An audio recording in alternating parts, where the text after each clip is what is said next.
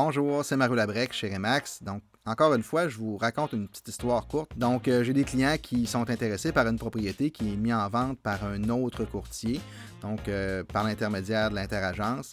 Donc, je passe, on visite, on fait une promesse d'achat, c'est accepté, tout est réalisé, il reste à passer chez le notaire, tout est beau. Et ces clients-là, mes acheteurs, étaient des gens avec qui j'avais vendu leur propriété. Donc, ils m'ont confié leur propriété à mettre en vente. Je l'ai vendue, on passe en mode acheteur, on achète cette maison-là, on se prépare à aller chez le notaire, on arrive chez le notaire et la vendeuse de la maison, la propriétaire de la maison, est là, le notaire commence à lire ses documents, il a informé tout le monde de la transaction comme il faut. Et là, arrive le moment où la vendeuse reçoit ce qu'on appelle la répartition du prix de vente. Le prix de vente, s'il y a, mettons, un arpenteur à payer, s'il y a des choses à payer, des taxes municipales, taxes scolaires, tous les ajustements de taxes qui sont à payer par le vendeur vont être mentionnés là-dedans. La commission, la rétribution au courtier, la facture de l'agence immobilière, la facture du courtier, elle fait partie de la répartition du prix de vente. La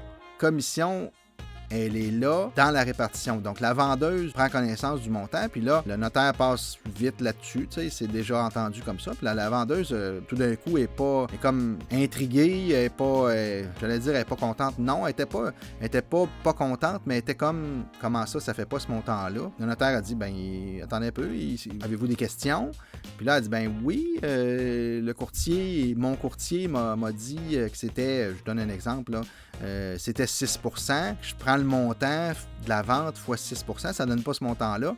Et le notaire a dit, oui, mais il y a des taxes, il y a de la TPS et de la TVQ à ajouter sur le montant de la rétribution au courtier, c'est taxable, c'est un service. Et là, la vendeuse était vraiment, mais vraiment là, déçue, elle avait les yeux dans l'eau parce qu'on voyait bien que l'argent des taxes, elle était déjà dépensée. Dans son cas, ça représentait quelque chose comme 1500 $, juste les taxes TPS et TVQ sur la rétribution. C'était quelque chose qu'elle n'avait pas prévu. C'était clairement un manque d'informations qu'elle n'avait pas eu. Donc, elle, quand le notaire a répondu ça, elle s'est retournée vers son courtier pour dire, il y a de la taxe là-dessus, tu m'avais pas dit ça. Puis le courtier a tout simplement dit, oui, il y a de la taxe partout. Et sur tout, c'est taxé. Et là, mes clients, ça a été drôle parce que mes clients sont intervenus en disant, t'en avais pas parlé? Parce que nous autres, Mario, il nous avait expliqué que la commission, la rétribution, elle était taxable. Quand on a fait la promesse d'achat, quand on a accepté une promesse d'achat, il nous avait calculé la rétribution et les taxes. Donc, quand on a accepté la promesse d'achat, on savait quel montant qu'on aurait net dans nos poches au final en sortant de chez le notaire. Elle est venue comme les yeux dans l'eau, vraiment, là, elle avait juste le goût de pleurer. C'était pas un énorme montant, mais il reste que si elle l'avait prévu, elle ailleurs, ce montant-là, qu'elle l'avait déjà dépensé, là, elle se voyait qu'il manquait ce 1500$ là et elle l'avait plus, là. Elle venait de le perdre. Mais j'ai été content parce que moi, mes clients lui ont montré que moi, j'avais fait la job dans le sens où j'aime ça quand il n'y a pas de surprise, quand il n'y a pas de choses qui sortent plus tard ou rendues chez le notaire. C'est jamais le fun, c'est des imprévus, puis c'est pas le fun. Donc, on est mieux tout de suite, quitte à perdre la signature du contrat parce que tu expliques qu'il y a des taxes, mais c'est jamais arrivé que j'ai perdu la signature du contrat parce que j'ai expliqué qu'il y avait des taxes. C'est logique, il y a des taxes partout. C'est juste que c'est pas une surprise quand on l'explique à la prise du contrat en partant. Même que la plupart du temps, je fais initialer les clients à la clause des taxes. La plupart du temps, là, les gens signent à côté comme de quoi que je les ai mentionné qu'il y avait des taxes parce que des fois, sur l'énervement, les gens peuvent dire tu m'as jamais dit ça, tu m'en as pas parlé. Et c'est déjà arrivé, il faut dire. Là. Et dans ce temps-là, je leur sors la copie puis je leur dis, écoute, tu as mis tes initiales ici, te souviens-tu? C'est parce que je t'ai expliqué ce qu'il y a à côté des initiales. C'était taxable. Donc, je me nuis en même temps en expliquant que c'est taxable, mais en même temps, de l'autre côté, je pense que je montre l'honnêteté dans la transaction et qu'au final, moi, je calcule que c'est payant que les gens aient l'heure juste quand on sort de chez le notaire. Ça va être ce montant-là que vous allez avoir. La dame en question, la vendeuse qui s'était fait pas mentir, mais qui s'était pas fait raconter la vraie chose, les vraies bonnes affaires, plus tard, à un moment donné, plusieurs mois plus tard, je l'ai rencontré dans un restaurant. Par hasard, on est assis à une table, puis la madame, elle est plus loin à une autre table. Elle se lève, elle vient me voir, puis elle dit, êtes-vous Monsieur Labrec? Oui. Je l'avais pas trop reconnu parce que c'était pas directement ma cliente, moi, c'était la cliente de l'autre courtier. Elle dit, vous souvenez-vous de moi? C'est la maison,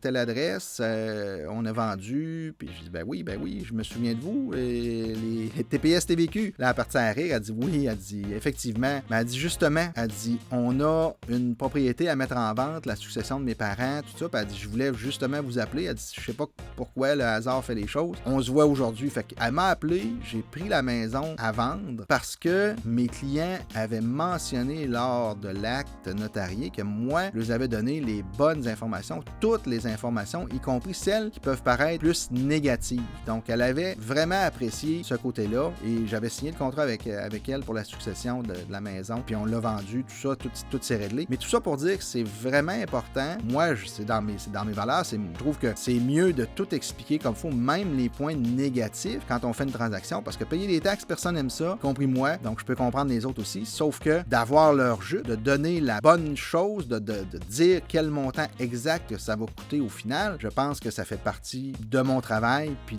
que les gens apprécient ce côté-là. Je voulais juste vous en parler. Il y a des taxes sur la rétribution d'un courtier, il y en a partout, c'est sûr, mais en même temps, je pense que c'est important de le savoir quand on signe le contrat de courtage, quand on reçoit la promesse d'achat, on analyse combien il va nous rester dans nos poches, parce que la plupart des clients, quand la promesse d'achat rentre, ils veulent savoir, ouais, mais là, il va me rester combien? Donc, on fait le calcul, il reste tant, incluant la TPS et la TVQ sur la rétribution, et j'essaie de aussi inclure s'il y a un certificat de localisation à payer, s'il y a une quittance de la banque à payer, parce que s'il y a une hypothèque sur la propriété, il va y avoir une quittance, il va y avoir à payer pour les vendeurs, donc on essaye de décortiquer au complet les frais qui vont s'en venir, même si les gens n'étaient pas au courant de ces frais-là.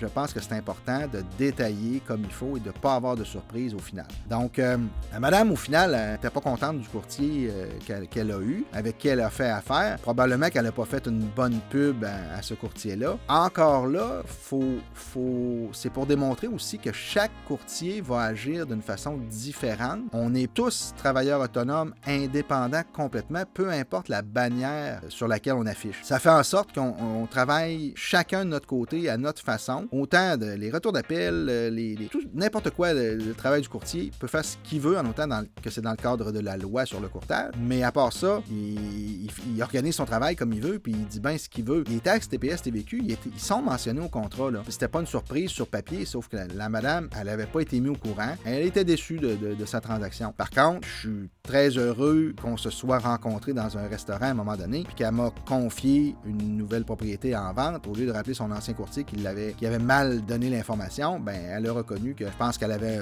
possiblement un meilleur service avec moi. C'est ce qui est arrivé de toute façon. On se rencontre de temps en temps dans des restaurants ou peu importe. Elle est encore bien contente, la madame. Là. C'est pas gênant de la rencontrer. Puis elle revient tout le temps avec les fameuses taxes. Elle, tout ce qu'elle se souvient, c'est qu'elle a perdu ses taxes cette journée-là sans le savoir avant. Fait que ça fait en sorte que la cliente, on l'a quand même récupérée dans le sens où elle était probablement déçue des courtiers, mais le fait que mes clients avaient été bien informés, ils lui ont donné la version que moi j'ai pas, c'est pas moi qui l'ai sorti la version, c'est mes clients qui ont dit directement que moi je les avais mis au courant puis qui étaient bien contents de le savoir à la base. J'espère que c'est le fun pour vous d'entendre ça. Si vous le saviez pas, c'est taxable. Si vous le saviez, ben moi je le mentionne tout le temps puis je le calcule tout le temps quand on fait le calcul quand il y a une promesse d'achat. Donc gênez-vous pas si vous avez des questions, des sujets que vous aimeriez que je traite, d'autres histoires parce que j'en ai plein d'autres de toute façon que je vais vous raconter. Ben écrivez-moi, appelez-moi le 418-948-7000 ou le mariolabrec.com, c'est d'autres façons de me rejoindre facilement. Merci beaucoup et bonne journée!